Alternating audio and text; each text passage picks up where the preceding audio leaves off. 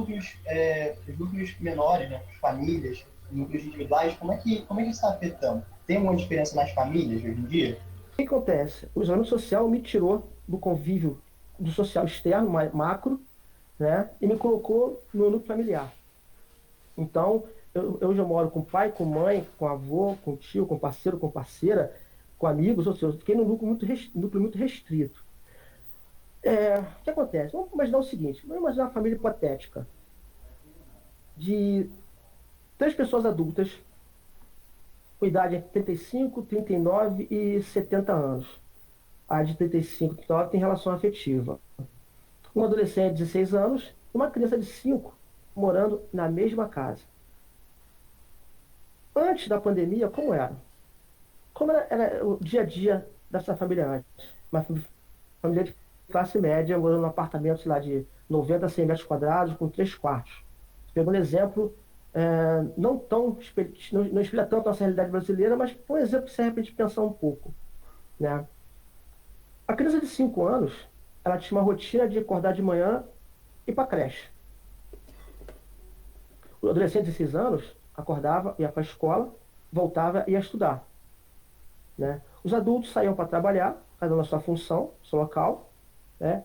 E uma pessoa de 70 anos ficava em casa, mas tinha também as atividades dela, certo? E quando voltavam à noite, estavam cansados, estressados, havia pouco diálogo na família, porque se nós formos pensar, muitos pensam, muitos refletem, poxa, hoje está difícil o convívio familiar. Mas como era antes? Era fácil? Existia? Havia diálogo nas famílias? Havia interação? Ou havia vamos colocar um ajuntamento? Eu não estou dizendo com isso que não havia afeto, não havia sentimento, mas eu estou olhando para a relação em si. Pai e mãe conversavam entre si, pais conversavam com os filhos, filhos recorriam aos pais quando estavam com dúvida, alguma situação que queria esclarecimento. Essa pessoa de 70 anos de idade, da nossa família hipotética, a sabedoria de vida dela era utilizada pelos membros da família, ou era ignorada, ou era chamada de ultrapassado. Como era isso antes? Porque veja bem, se a família antes tinha essa perspectiva, essa interação, o isolamento aproximou mais, certo? Isso é fato. Mas ele permitiu que esse contato continuasse, intensificasse. Mas a família que não tinha isso, como ficou? Como às vezes que o marido, a esposa, ou parceira, ou os parceiros quase que estranhos. Então o isolamento, ele causou, primeiro momento, isso. Ele expôs um relacionamento contínuo entre os membros da família. Isso é um dado. O segundo dado é, muitas pessoas estão trabalhando de casa, no tal do home office, que parece que vai ser a tendência pós-pandemia agora, em muitos mercados de trabalho. Vamos pensar, a casa geralmente não tem 5 computadores, notebooks ou PC. Como fica essa interação? Quem vai usar primeiro o computador? Quem tem prioridade no uso da máquina? É um ou o outro? É o adolescente fazer o trabalho da faculdade? É a criança para fazer atividade? É o pai? É a mãe? É o parceiro? A parceira? Quem fica? E quando um está usando, quem fará a atividade da casa? Porque nesse momento as empregadas, né, as colaboradoras, como alguns falam, está distante, porque como ela transitaria da casa dela para o local de trabalho, as pessoas optaram por deixá-la em casa ou até demiti-la em alguns casos. Como fica, então, essa relação? Já pensaram para parar sobre isso? Porque, na verdade, o isolamento social ele expôs relações que já aconteciam. Os casos de violência doméstica tiveram aumento. Tem muitas pessoas que estão falando que pode ser vindo do isolamento social. Como você disse agora, acho que tem uma configuração até da própria família. Né? Alguém que esteja sofrendo violência doméstica, tem algum procedimento que possa tentar sair disso nesse momento?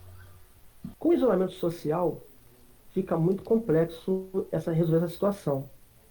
Por quê?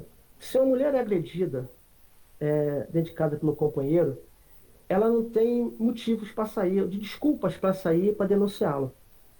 Né? Ela fica presa ali, está travada ali. Ela não pode nem, pô, vou sair para casa da minha amiga, vou sair para casa da minha mãe. fica meio complexo. Então, hoje em dia, como é que eu vou dizer? Por conta da nossa cultura machista, muitas relações afetivas, elas são estabelecidas pelo poder. O macho domina, manda e a mulher obedece, né? Infelizmente, essa é ainda é uma situação ainda constante, ainda presente na nossa sociedade. E diante do espaço reduzido, o convívio em um espaço reduzido, esse poder, esse macho frustrado por não ter condições de desenvolver o que ele fazia antes, ou seja, manter o padrão de vida que ele tinha antes, a forma de vida e tal que ele tinha, os hábitos que ele tinha, ele se estressa e muitas das vezes ele acaba descarregando isso na esposa ou nos filhos, né? Ele acaba fazendo isso. E aí, realmente, isso acontecendo, pode-se dizer que pode ser é um cenário propício para o aumento da violência doméstica. No entanto, ainda existe ainda uma expectativa. Não há pesquisas confirmando ainda de que existe esse aumento. Alguns dados preliminares sinalizam nessa direção, mas não é possível ainda concluir por causa do tempo. Porque acontece? Como a mulher está em casa e fica com dificuldade de sair, o cara também está em casa, o marido, o agressor, fica difícil da mulher sair para denunciá-lo, né? Uma delegacia ou ir a um hospital e tal. Então ainda há subnotificações, ainda é muito cedo para fazer essa afirmação. Porém, realmente já existem indícios que apontam para esse aumento de violência doméstica, sim. Gilberto, sobre danos psicológicos e emocionais, a gente tem essa questão do coletivo, essa questão do indivíduo, mas como é que agora a gente lida com os nossos problemas emocionais e psicológicos na pandemia? Ansiedade, depressão, elas surgem? Como lidar com isso?